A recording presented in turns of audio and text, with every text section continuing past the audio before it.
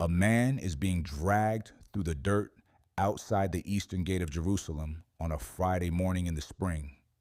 He is bleeding from his head, his back, and his hands. He has not slept. He has not eaten in nearly 20 hours. He has been struck, spit on by a crowd that 6 days earlier was waving palm branches in his honor, and flogged with a Roman whip that would have killed most men before they ever reached the place of execution. The place he is being dragged to is a low ridge just outside the city wall. The Aramaic name for it is Golgotha. The Latin name is Calvaria. Both words mean the same thing, skull. 3 wooden crossbeams are already lying in the dust when he arrives. 2 men are already there, on either side of the middle beam. Both thieves, both convicted by the same Roman procurator who washed his hands of this one a few hours earlier. The 4-man execution squad, what the Romans called a quaternio, pushes the condemned man down onto the wood. One soldier holds his arms. Another picks up a hammer. The third holds the iron spikes. The fourth is already sorting through his clothing because in a few minutes, they are going to cast lots for his tunic. They have done this hundreds of times. They are very good at it. And then the man on the middle beam opens his mouth. Most public executions in the ancient world ended in silence or screaming or cursing. Most men nailed to a Roman cross either died praying for vengeance or died too dehydrated to speak at all. The condemned almost always swore. The condemned almost always begged. The condemned almost always cried out for their mother. This man spoke 7 times, 7 sentences, 6 hours, each one deliberate, each one for someone. And one of those sentences was a single word, in a language most of his disciples did not speak fluently. A word that, almost 2,000 years later, archaeologists working in the dry sand of Egypt would dig up, stamped in faded ink on something nobody expected. We will get to that word, but not yet. This is not a sermon. This is not a Bible study. This is not a theology lecture. This is the last 7 sentences a man spoke before he died, and they have echoed across 2,000 years of human history. Here is what most people miss about these 7 sentences. They are in order for a reason. The first one was spoken while the nails were still going in. The second was spoken to a criminal hanging beside him. The third was spoken to a woman in her late 40s who would have been about the age of any of your aunts and who was watching her firstborn son suffocate to death on a beam of wood 10 feet above her head. The fourth was the loudest. The fifth was the shortest. The sixth is the one that broke history in half. And the 7th was the bedtime prayer his mother had taught him in Nazareth when he was 3 years old. We are going to walk through every one of them in order.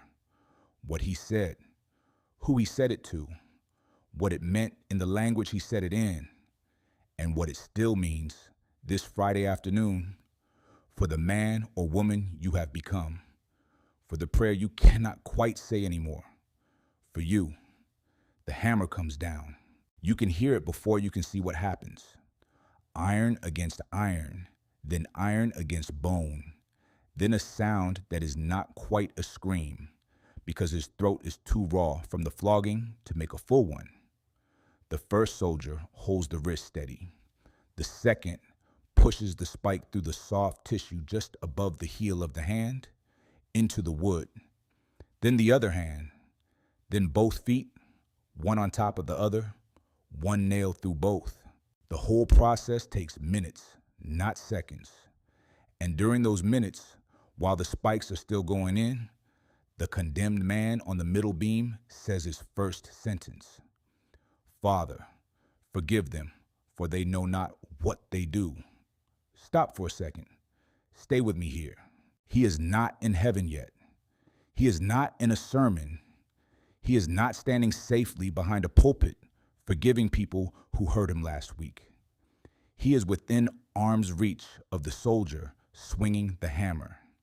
He has been awake for 36 hours. He is naked in front of a crowd.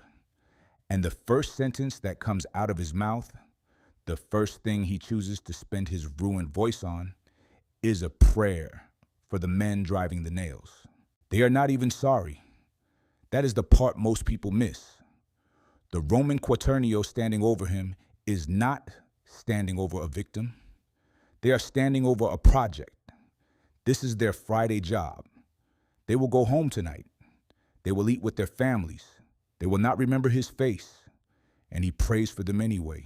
And if you have ever tried to forgive someone who has not said sorry, who is not even watching for your forgiveness, you know how impossible that feels.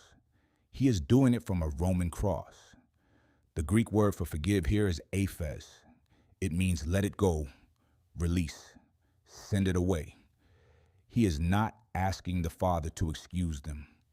He is asking the Father to lift the weight of what they are doing off their shoulders. He is, in the middle of being murdered, doing the only thing he came here to do. He is releasing the debt. You should hold that thought because we are going to come back to it.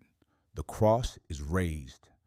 The wood drops into the socket prepared for it in the ground. The whole body jerks as the joints tear under his own weight. They do this with all three condemned men. 2 thieves on either side, Jesus in the middle. For the next 3 hours, the crowd watches. Most of them are mocking. The temple leaders are there, the soldiers, the curious. Even the 2 thieves on the other crosses are insulting him at first. Matthew and Mark both record it. Both criminals reviled him. And then something changes. One of the thieves goes quiet. The Gospels do not name him. The early church traditions called him Dismas. He has been listening. He has heard Jesus pray for the soldiers. He has heard the crowd mocking. He has watched the sign nailed above the middle cross, King of the Jews in 3 languages, and something is cracked open in him. He turns his head toward the other thief, the one still cursing, and he says, and this is one of the bravest sentences in Scripture from the lips of a dying criminal. Do you not even fear God, seeing you are under the same sentence? Then he turns his head the other way, toward the middle cross, toward Jesus, and he asks for one thing, not rescue, not escape, not even comfort. He asks to be remembered. Lord, remember me when you come into your kingdom. And here's the second word. Truly, I say to you, today you will be with me in paradise. The Greek word for paradise is paradeisos. It is not originally a Greek word. It comes from the Persian, paradeisos, and it means a walled garden, a garden enclosed and protected. The first time this word ever appears in the Greek translation of the Old Testament is in the book of Genesis to describe Eden. So the thief asks to be remembered, and Jesus says, today you and I will be in Eden together. He has not preached a single sermon to this man. He has not asked him to recite a creed. He has not even asked him to clean up his life, because there is no life left to clean up. The man has hours, maybe less, and paradise opens anyway. This is the first soul Jesus personally guarantees salvation to. Not Peter, not John, not his mother. A convicted criminal who could not have performed a single religious act if he wanted to, because both of his hands were nailed to a piece of wood.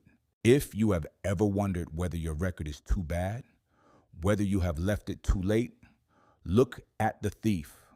Salvation in a few hours, with nothing in his hands, by grace alone. Now watch what happens next. Look at the base of the cross. There is a small group of women standing there. They should not be there. Roman law typically did not allow family of the condemned anywhere near a crucifixion site. The whole point of crucifixion was public humiliation, and the Romans were very careful not to let a quiet moment of grief soften the message they were sending the rest of the empire. But 4 of them came anyway.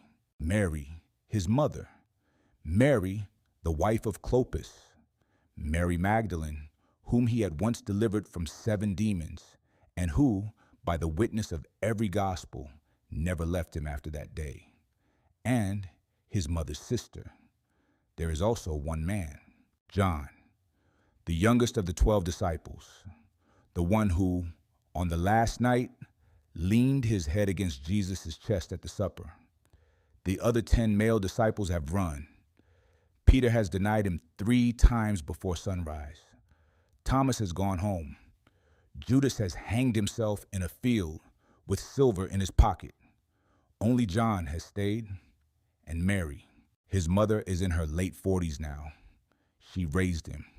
She nursed him. She watched him take his first steps in Nazareth. She watched him walk away from her when he turned 30 to begin a public ministry that some in the family thought was madness. She has lived through everything mothers lived through. And now she is standing 10 feet below him, watching her firstborn son die. And the man on the middle cross, through the pain, through the blood loss, through the shutting down of his nervous system, looks down and sees her. Woman, behold your son. He is not talking to her about himself. He is pointing her to John.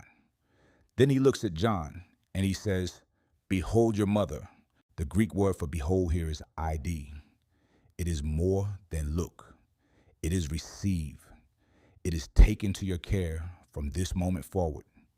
Jesus is giving his mother a new son before he dies, because the oldest son in a Jewish family was responsible for his widowed mother until her death.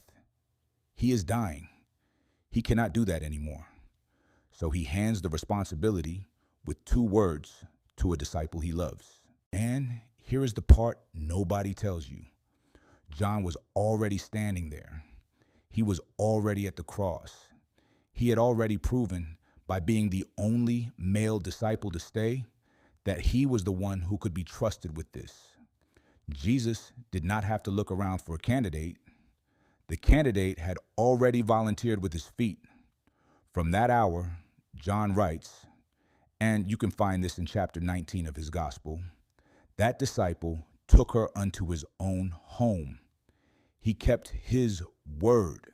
3 sayings so far: forgiveness for the men driving the nails, paradise for a thief who could not lift a single hand toward heaven, a mother handed to a son who was not her own. You're halfway through. If you are tracking the pattern of these 7 sentences and you want to see how this lands, hit the subscribe button. There are 4 more sayings ahead. One of them's the loudest sound that has ever come out of a human mouth on this planet. One of them's the shortest. And one of them, the 6th one, is the word stamped on something archaeologists pulled out of the Egyptian sand 100 years ago. We are getting there, but it gets stranger. It is noon when the sky changes. The historians who wrote about this period of the Emperor Tiberius would later try to explain it.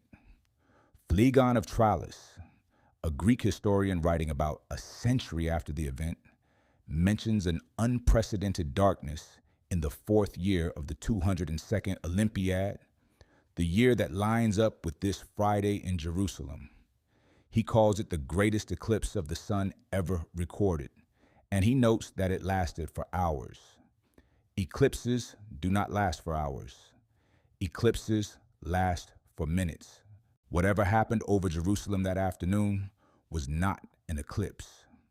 For 3 full hours, from noon until 3 in the afternoon, the sun fails. The mocking stops. The crowd goes quiet. Even the soldiers, men who had seen plenty of crucifixions, go still. The 2 thieves on either side of him are still hanging. Mary is still standing at the foot. John is still beside her, but everything else has gone dark. And then, at the 9th hour, at 3 p.m, the man on the middle cross cries out with a loud voice.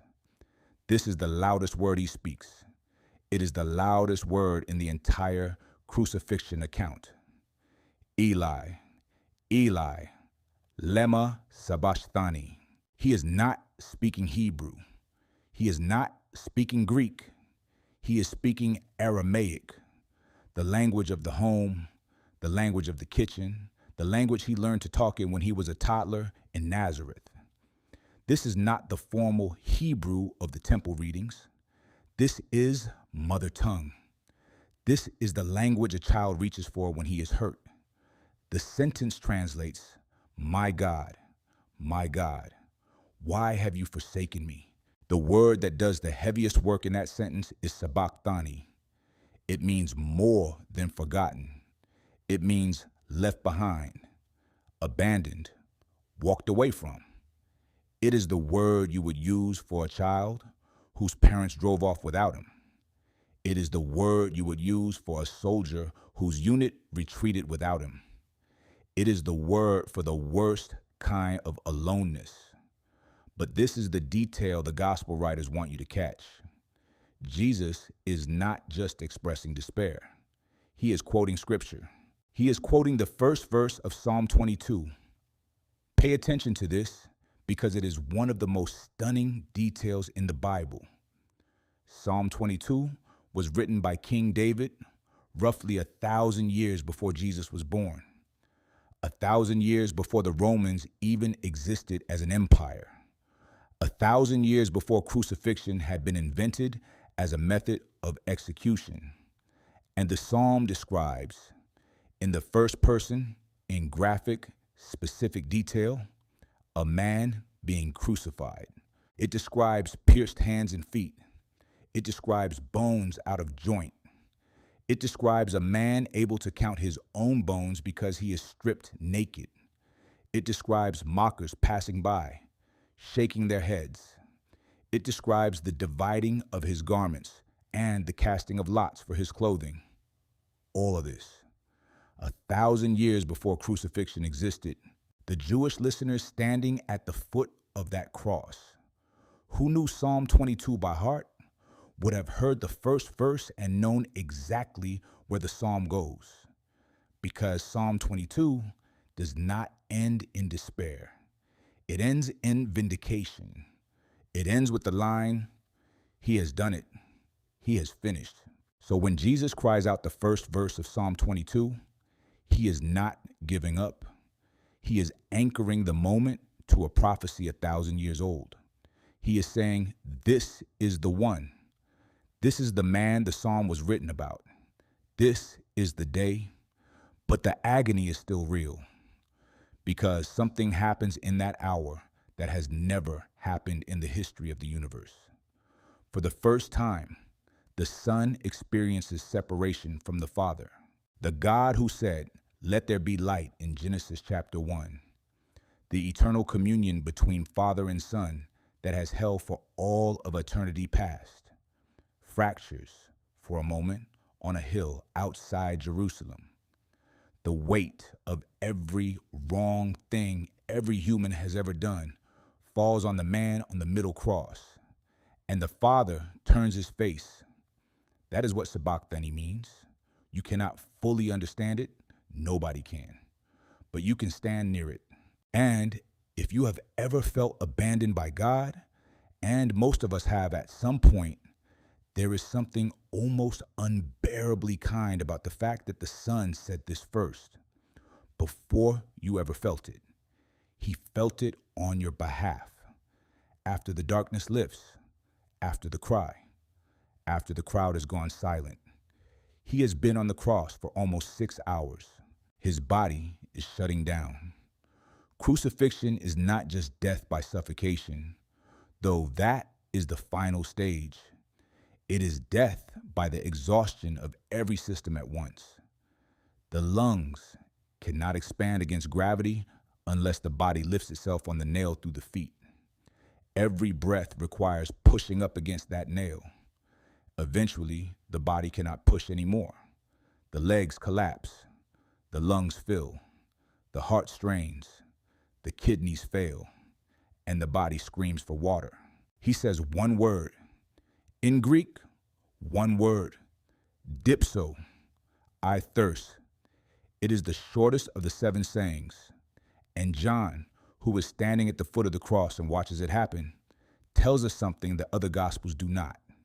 He says, knowing that all was now finished, that the scripture might be fulfilled, Jesus said, I thirst. Read that carefully. He did not say this because he could not bear the thirst anymore. He had borne the flogging. He had borne the nails. He had borne the darkness. He could have borne another 20 minutes of dry throat. He said it because there was one prophecy left to fulfill. Psalm 69, verse 21. They gave me vinegar for my thirst. He was checking the last box. A Roman soldier nearby is holding a sponge soaked in pasca, the cheap sour wine that Roman troops carried in their canteens. He lifts it on a stick of hyssop, the same plant the Israelites used 1,500 years earlier to paint the blood of the Passover lamb on their doorposts. The same plant, the same blood, the same promise. He drinks, and then he is ready. He lifts his head one more time. The darkness has held for 3 hours. The crowd is still silent. The 2 thieves on either side are still hanging, one of them now waiting to wake up in paradise, the other in a silence that says everything. Mary is still standing below. The man on the middle cross, broken in every place a body can be broken, gathers what is left of his voice. And he says one word. In Greek, one word. Tetelestai. Earlier in this video, I told you about a word stamped on something archaeologists pulled out of the dry sand of Egypt about 100 years ago. A word in a language most of his disciples did not speak fluently. This is that word. In the early 1900s, a German scholar named Adolf Deissmann began studying scraps of papyrus that had been preserved in the Egyptian desert for 2,000 years. Tax receipts, commercial invoices, debt notes, bills of sale. And on receipt after receipt in faded ink, he kept seeing the same word, Tetelestai. It was a commercial term, a debt collector's word, a merchant's word. It meant paid in full. It meant this debt has been settled and can never be demanded again. Stamped on the receipt.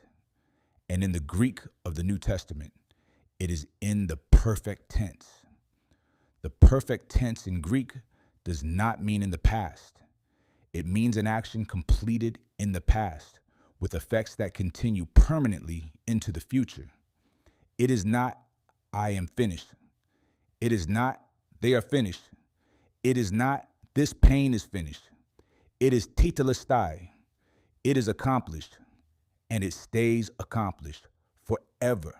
Whatever you came to this video carrying, whatever debt was hanging over you, whatever guilt, whatever shame, whatever sin you keep paying for over and over because you cannot quite believe a payment that big could have been made for someone like you. Tetelestai, stamped on the receipt in faded ink 2,000 years ago on a Friday afternoon by a man whose hands could not even hold a pen. Now I want to tell you a story about a man named Martin Luther.